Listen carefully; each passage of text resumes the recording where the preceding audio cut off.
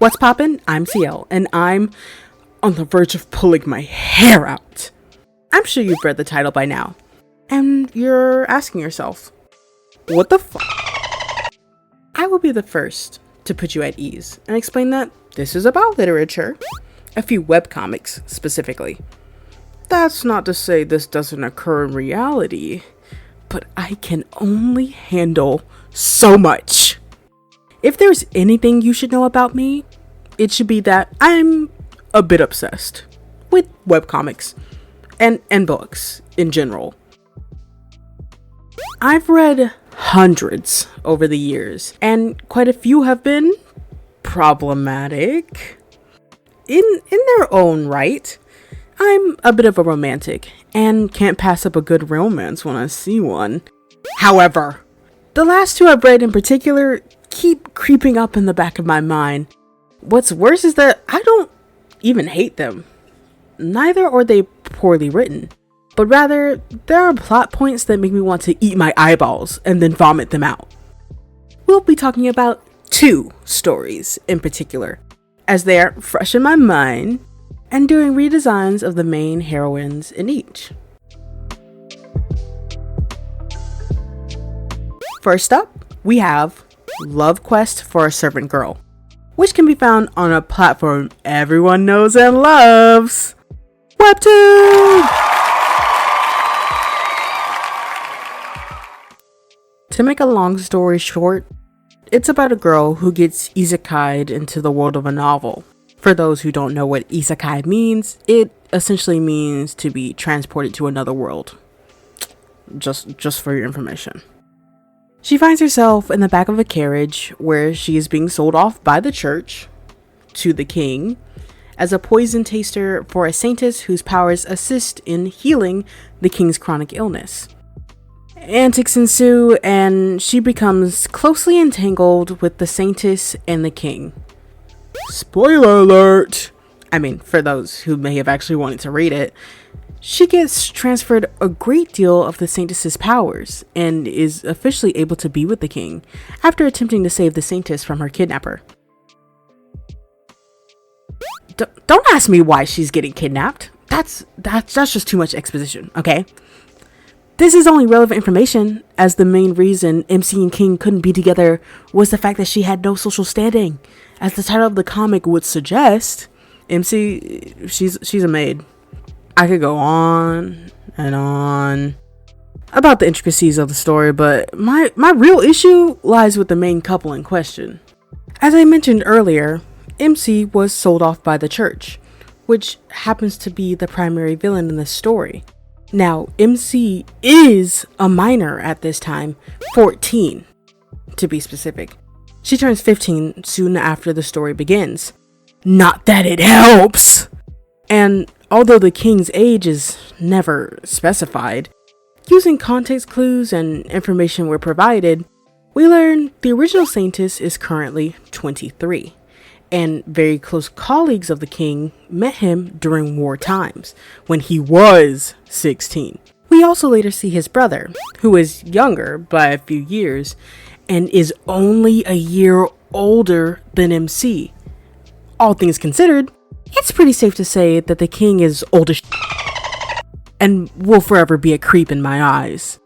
At best, they're only about 5-6 years give or take apart. At worst, he's nearly got her by a decade. I feel we can all agree, age gaps aren't all bad. What consenting adults do in their free time is none of my business. Until it is! If a child, once again, would like to remind you, she was 14 when they met. If a child gains affection for a mature and stable figure in their life, there's nothing wrong with that. But it is the adult's responsibility to establish a boundary. From the beginning till she ages up to 20, they have a rather parent-child dynamic. He carries her around, pats her head, gives her little gifts, you know. Suburban dad BS.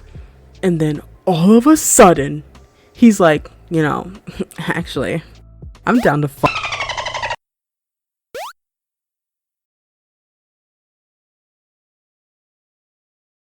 What? The only line anyone says is the fact that she can never be queen because classism. Albeit 2 or 3 adults were concerned for her safety. Well, not because she was a child who was low-key raised by him in the latter years of her childhood. No, no. Why would they do that? No, it's just because he's a little off his rocker.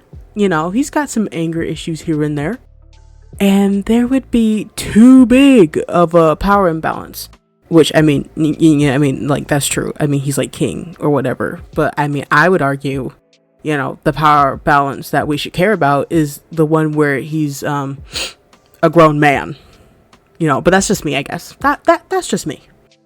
Now I'm willing to put a little bit on the line, okay? You know, I want to offer a small, and I mean small, defense for the MC.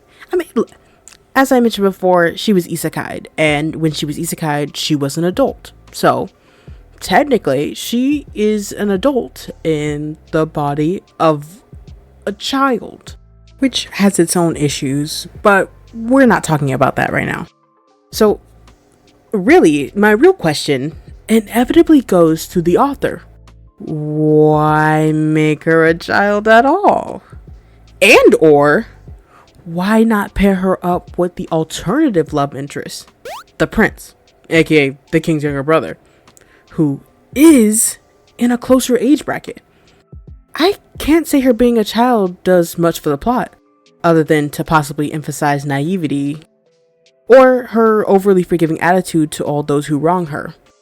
These attributes could have equally been suitable characteristics for a character who is of age, as is exhibited in the Saintess, who also comes from a humble and sheltered upbringing.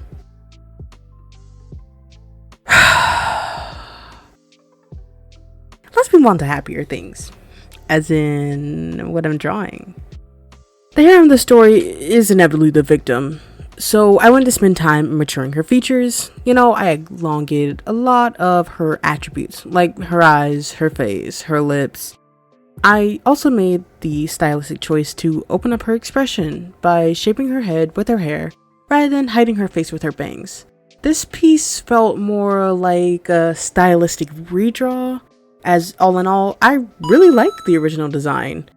From a story and timeline perspective, it's only natural that the MC looks as young as she does.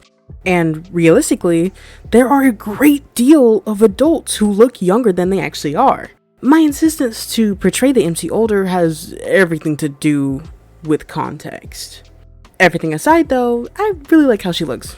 I think she's now cutesy but reserved. And, you know, obviously has a much more matured appearance.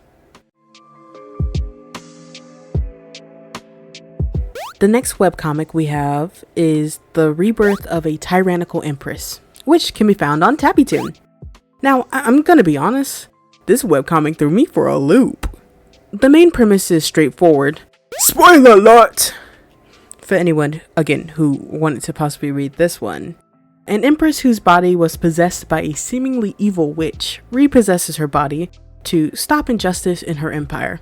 Only really a spoiler because you don't find out about this major plot point until much later. The story ends with a reverse harem polyamorous relationship, with her having 3 husbands. Now, my issue does not lie with polyamory, you know, the more the merrier they say. No, my issue lies with one of the husbands in question. Oh, what a cute little guy. Oh, and look at the nice lady who's helping him out. Yo, what the fuck? You know why we're here. Let's not act brand new. She groomed the hell out of this kid, and my disgust has been through the roof. For the first 100 chapters, there really isn't a focus on romance at all.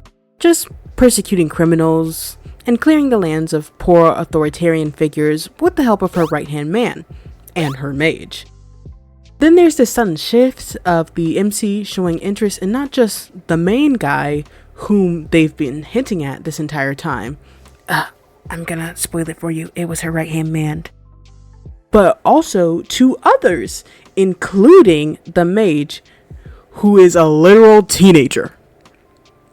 At first, her opinions and feelings towards the mage appear lighthearted and mimic a proud mother or an older sister. Then the kid hits puberty for like the second time, and all of a sudden she's acting like she didn't literally raise him. Her words, not mine. I was distraught.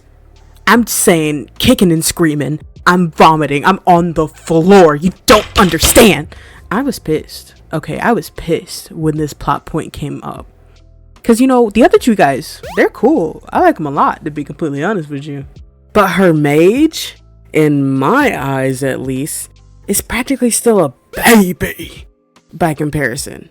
Whose obsession with her relies on the fact that he sees her as his savior. I screwed with MC heavy before this. And now, I can't even look at her. Okay, maybe I can. Maybe just a little bit. I mean, like, but not with respect. She gives me the ick. Icky, yucky, ew. There's simply no justifiable reason in my mind for her to marry him. She would have still been in a polyamorous relationship without him. The age gap, albeit really questionable, is the least of my concerns. She literally raised him, and I'm supposed to be okay knowing that they Why are we still here? Just to suffer? Ultimately, I have to ask, why was raising him a part of their dynamic if the end game was for them to be married? In the story, it explains to you that she's essentially lived the same life several times, trying to stop the world from basically ending or going down this path. So, why? Why raise him?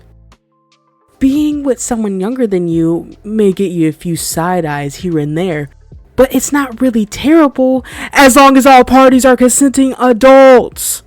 Her having known him since he was like 8 does not add to their relationship from a romantic perspective. It rightfully makes the relationship worse.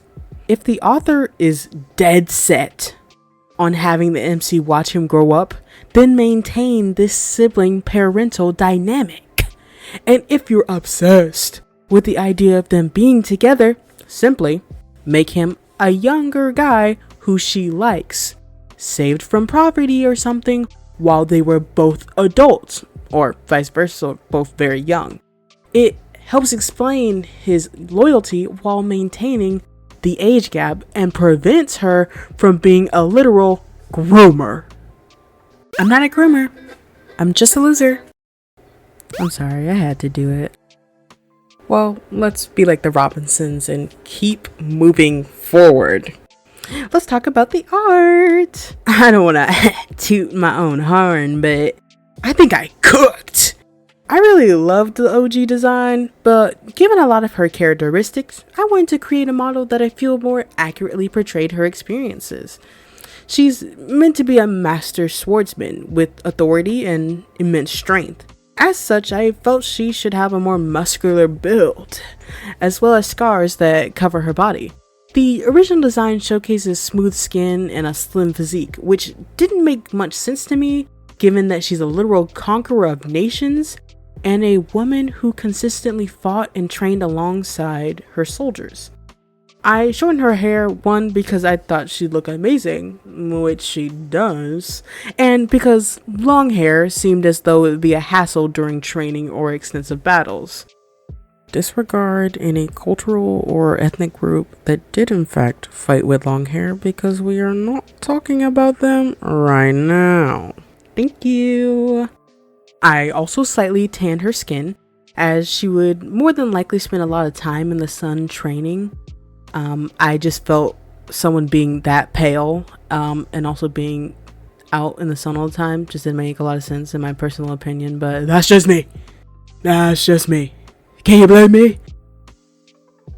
I'll be honest, I absolutely love this design, but another part of me kind of also hates it. I feel like I spent way too much time on it, especially in comparison to the first one. For the first one, I was kind of in and out. I was like, woo, let's get it. The second one, I think because I had a lot more active choices when designing her, and I like actually actively redesigned rather than kind of mimicking the previous design, there was a lot of new decisions that I made that I can't say I'm 100% confident in, but I can say that I 100% love it. And we will not talk about how I keep playing with lighting a little too much. Maybe I just like dramatic lighting. What of it? What? It doesn't matter to me if you can't see some of the small details, because the lighting is good. Listen, I'll calm it down. You know, I'll chill out. Also, my version of her doesn't prey on children, and that is a win in my book. So anyway, I want to thank you guys for tagging along with me as I spiral into insanity. I was suffering, and I just didn't quite feel like suffering alone, to be honest. If you enjoyed, please leave a like and tell me what you think. Give me suggestions for topics you'd like to talk about. You know, maybe tickle that little subscribe button. Caress it even. It doesn't have to suffer the same trauma that we just have. But I'm happy to trauma bond with you guys. Thank you for your time and have a wonderful day.